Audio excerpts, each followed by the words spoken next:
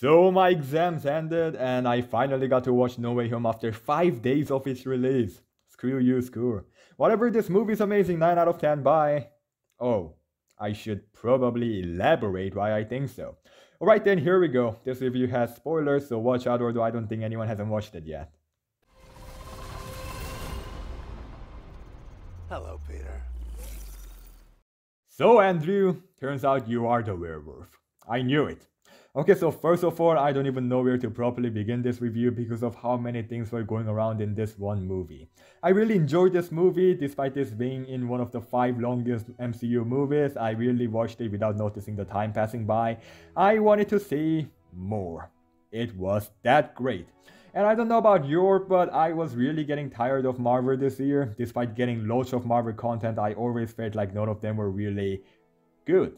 They were just meh, and some of them I hated. So as much as I was excited for this movie, I was ready to get angry at them when they messed up this gigantic movie that's really meaningful to so many fans out there, including me. But oh damn, it was just beyond amazing, no pun intended. Seeing old cast like Alfred Molina, Jamie Foxx, and hearing the voices of Reese Irfan and Thomas Hayden Church was amazing.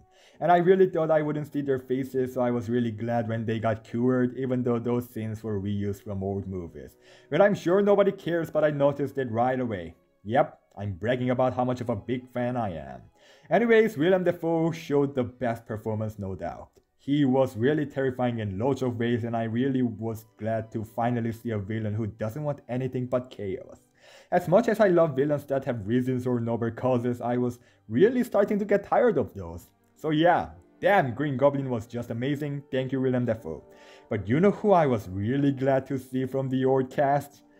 Andrew Garfield and Tobey Maguire, oh my god, old Tobey is everything. I think I can finally die happy. Their performances were everything, and the way they talk or pose were just like how they were in their previous movies. I was like, yes, that is Spider-Man we love and missed. And the music from their selective movies playing in the back were enough to give me chills. And oh man, I love these little talks three Spider-Man had with each other, joking around, cracking each other's backs.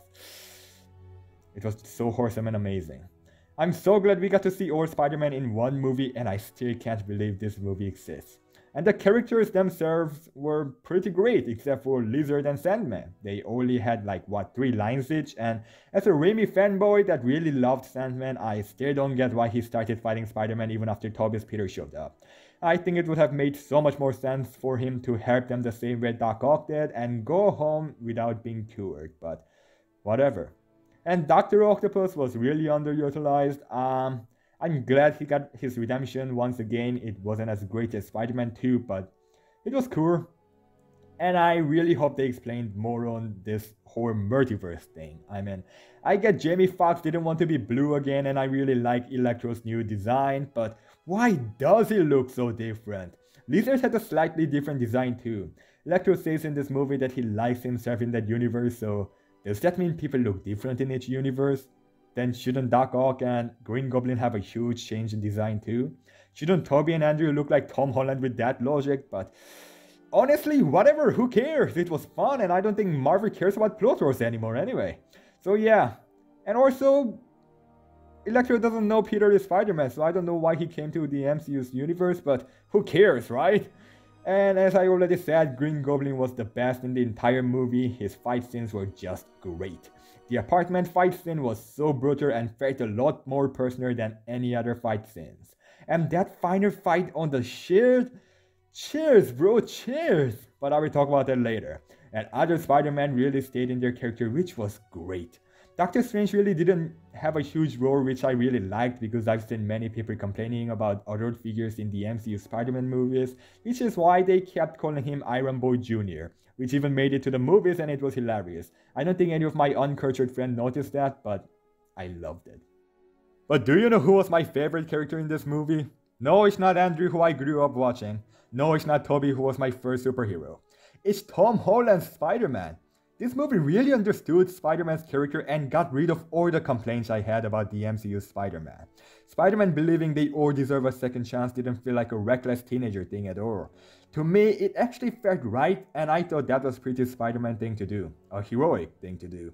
And him losing Aunt May because of his choice really worked for me. It really made me think, that is Spider-Man. And Aunt May teaching him about responsibility before her death, saying that line, was brilliant. For years, fans have been complaining about how Tom Holland's Spider-Man doesn't know shit about responsibility despite the absence of Uncle Ben. But damn, now that I look at it, it looks like they actually took time to show us the growth of this character.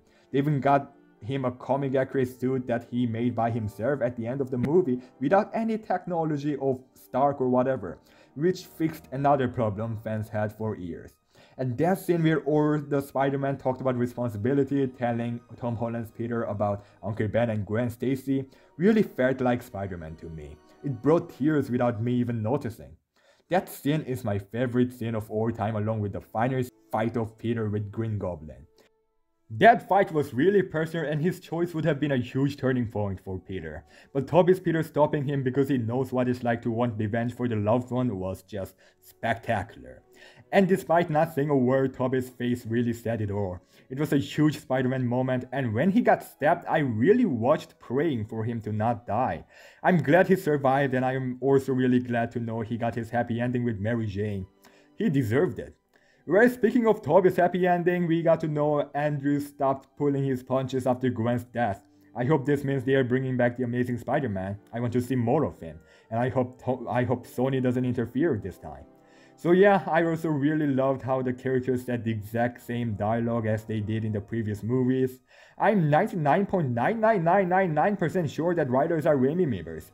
Haha, Marvel writers, you and I are not so different. So yeah, anyways, this movie was awesome and no doubt the best Marvel content we got this year. I'm really starting to think Marvel gave us all those not so good movies this year just to surprise us with this movie. 9 out of 10? Amazing. Thank you for watching, like and subscribe if you haven't already. Be sure to check my other Spider-Man videos too if you haven't already, all the links to the videos will be in the description. Thank you once again, and I will see you in the next one.